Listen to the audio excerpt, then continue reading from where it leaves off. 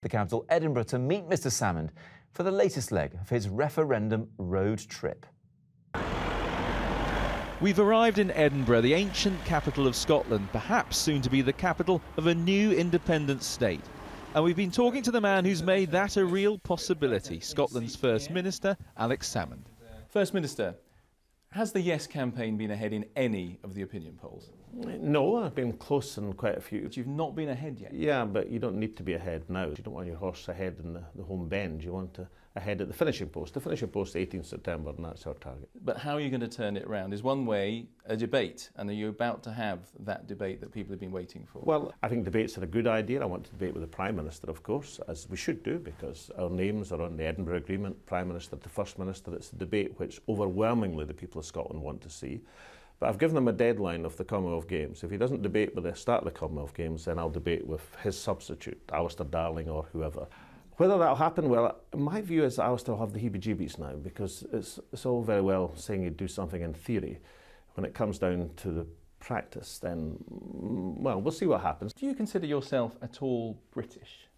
Yeah, in parts. I mean, I'm Scottish, so I've got British aspects to my identity. I've got European aspects to my identity. There are many people in this country who regard themselves as British, but also regard themselves as being West Indian or Pakistani or having many layers of identity.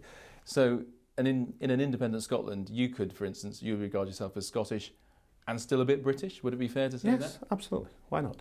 Alex Salmond's long had a good relationship with Rupert Murdoch, but after the conviction of former News of the World editor Andy Coulson, has he reconsidered his view of the media tycoon? He's a major employer in Scotland, and it's perfectly right to say that Mr Murdoch is a remarkable person. I think that's a very reasonable estimation of what is an extraordinary career. Is he good for Scotland? Oh, I think the employment Mr Murdoch has generated in Scotland is extremely good for Scotland, and I will defend my right to speak to Mr Murdoch on that basis at every opportunity. Nor do I think it's given that Mr Murdoch has not been convicted of any criminal offence to my knowledge, that you should tar people by guilt by association. Okay, final question.